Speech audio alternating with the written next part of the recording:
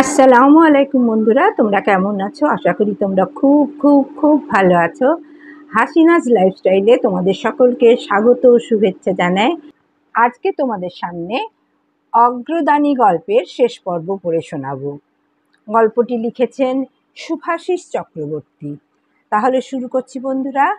গল্পের নাম অগ্রদানী, লিখেছেন শুভাশিস চক্রবর্তী। আজকে শেষাংশ পড়ে শোনাবো। কোন ছোট বয়সে বাবা মার হাত ধরে পূর্ব পাকিস্তান থেকে পশ্চিম বাংলায় এসে উঠেছিলেন এই কালনা শহরের বস্তি অঞ্চলে।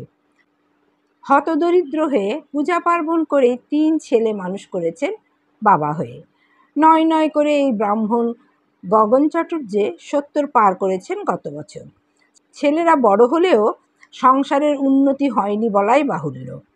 ছোট ছেলে চকবাজারে এক চায়ের দোকান দেয়, বড় ছেলে আনাজ বাজারে খাতা লিখে সামান্য পায়, আর মেজ ছেলেকে নিয়ে গগন চাটুর্যের ভাবনা চিন্তার শেষ নেই। বর্তমানের এক রাজনৈতিক দলের সঙ্গে থাকে, সে নাকি অ্যাকশন পার্টির লিডার। কোথায় থাকে কি করে গগন চাটুর্যে জানেন না। বছরে খুব কম সময় একবার এসে মার সঙ্গে দেখা করে যায়, তারপর উধাও হয়। অথচ ওই ছেলেটিই ছিল গগন চাটুর্যের ছেলেদের মধ্যে সেরা। কলেজটাও শেষ করেছে, আর কলেজেই রাজনীতির শুরু। ফ্যানের হাওয়ায় চোখের পাতা বুজে এসেছিল কিছুক্ষণ ব্রাহ্মণ ঠাকুরের। হঠাৎই উঠে বসে ঘরের উঠোনে নজর গেল তার। লক লক করছে পুঁই শাকের লতা। আহা, মাচা ভর্তি পুঁই শাক। অপলক দৃষ্টিতে ঠাকুরমশাই চেয়ে রয়েছেন দেখে কালভূষণ বললেন, একটু পুঁই শাক, 4টে চাল আলু দিয়ে একটা ব্যাগ রেখেছি বাইরের বারান্দায়, যাবার সময় নিয়ে যাবেন। অবাক হন ঠাকুরমশাই, বলেন, আবার এইসব কেন দিছেন? খাইয়া দাইয়া বিশ্রাম লইলাম, এইবার চলি কেমন? ভালো থাকবেন। তবে যদি ওই খবরটা পান, যেভাবে হোক জানাবেন। বাজারে আমার বড় ছেলের চায়ের দোকান, বাজার টাজার তো যান। কালভূষণ হেসে বললেন, অবশ্যই জানাবো, চিন্তা করবেন না, বলে ব্রাহ্মণ বিদায় নিলেন। গগন চাটুর্যে কালভূষণের দেওয়া ব্যাগ ডান হাতে, বাঁ হাতে ধূসর বর্ণের ভাঙা ছাতা হাতে প্রস্থান করলেন। রোদের তেজ অনেকটাই কমে এসেছে। রাস্তার ধারে বুড়ু এখনো চায়ের দোকান খোলেনি, তবু রাস্তার গলা পিচে হাওয়ায় চটিতে টান লাগছে। সামনে চলতে হবে সারা রাস্তা। গগন ঠাকুরের মাথায় এখনো ঘুরে বেড়াচ্ছে ঘূর্ণির স্রোতের মতো, কি যে মার্ডার হইল! পারলৌকিক কাজটা পেলে একটা ছাতা জুতা তো হইতই, শ্রাদ্ধের অনুষ্ঠানেই পাওয়া যাইত। দেখা যাক, বিড়বিড় করেন ঠাকুরমশাই। কালনার কোনো এক পাড়ায় তো এই ঘটনা ঘটতে পারে, সেটা জানা দরকার। অমল যে কইল, তবে সে কি আমার সঙ্গে মশকরা করল? অমল হলো কালনা বার্নিংঘাটের ঘাটবাবু। সেই সব খবর গগন চাটুর্যকে ইদানিং দিয়ে আসছে। বৃহন্নলারা যেমন হাসপাতাল থেকে খবর পায় কার কি বাচ্চা কাচ্চা হয়েছে, অগ্রদানী ব্রাহ্মণরাও তেমনি এই বার্নিংঘাটের খাতা থেকে খবর সংগ্রহ করে। অমল দূর ভোপুর গ্রাম থেকে মোটরসাইকেলে চড়ে কালনাঘাটে আসেন, আর ডিউটি শেষ করে বাড়ি ফিরে যান। পথে যাবার সময় গগনবাবুর সঙ্গে দেখা হতেই চলন্ত গাড়ি থেকে এই সুসংবাদ গগনবাবুর দিকে ছুঁড়ে দিয়ে গন্তব্যে চলে গেছেন। কিন্তু সব ঠিক করে বলা উচিত ছিল গগন ঠাকুরের মতে। বাড়ি ফিরে ছেঁড়া পাঞ্জাবি খুলে উঠোনের তারে মেলে দিয়ে ঘরের বারান্দায় উঠে বাড়ির সর্বময় কর্ত্রীকে ডাক পারলেন। বুঝলা বড় বউ, খবরটার সত্যতা যাচাই হলো না সঠিক। কাজটা হলেই একটু ছাতা জুতার সমস্যা সমাধান হইত। ছেলেরা তো আর বাপের দিকে ফিরেও চায় না, কথাই কয় না দেখি আজকাল। শুধু নিজেদের পোলা বউয়ের দেখাশোনা করে, বড় বউ কথা বলে না, কথা বলতে তার আপত্তি আছে বোধ হয়।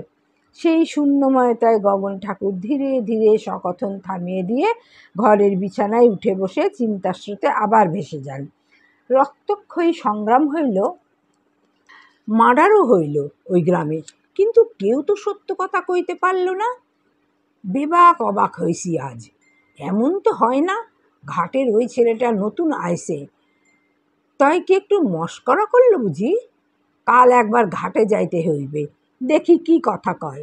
বৃদ্ধ মানুষের সাথে এই কাজ করা ঠিক না। পরের দিন সকাল হতেই কারা যেন বাড়ির দরজায় টোকা দিল। বড় ছেলে ছোট ছেলেকে গগন ঠাকুর হেঁকে ডেকে জাগিয়ে দিয়ে বলল, দেখ তো কারা যেন আসে বাড়িতে।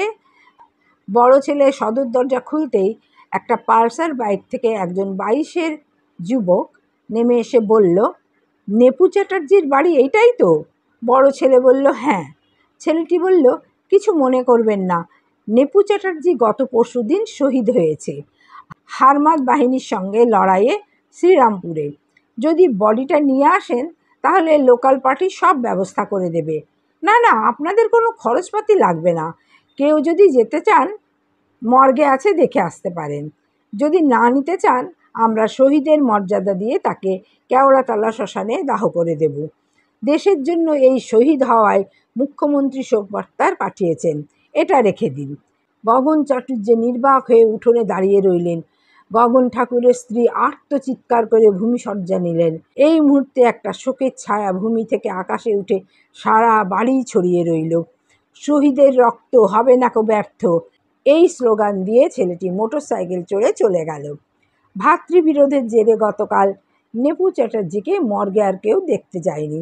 কয়েকদিন পর বিকেলের দিকে পঞ্চাশোর্ধ্ব এক পরিচিত ব্রাহ্মণ ঠাকুর গগন চাটুর্যের দিকে নিঃশব্দে এগিয়ে গিয়ে চুপি চুপি বললেন, মার্ডার যখন হয়েছে নেপু, তখন একটা পারলৌকিক কাজ তো করবেন দাদা, আত্মার শান্তির উদ্দেশ্যে। নেপুর মৃত্যু শুনেও যে একবারের জন্য কাঁদেনি। ব্রাহ্মণের এই কথা শুনে গগন ঠাকুর হু হু শব্দে কান্নায় ভেঙে পড়ল এতক্ষণে। বন্ধুরা, তোমাদের যদি গল্পটা ভালো লেগে থাকে তাহলে লাইক, কমেন্ট, শেয়ার করো, পাশে থেকো। অফুরন্ত স্নেহ, ভালোবাসা, শ্রদ্ধা জানিয়ে এখানেই শেষ করছি। তোমরা সবাই খুব ভালো থেকো। আবার আসবো অন্য কোনো গল্প নিয়ে তোমাদের সামনে।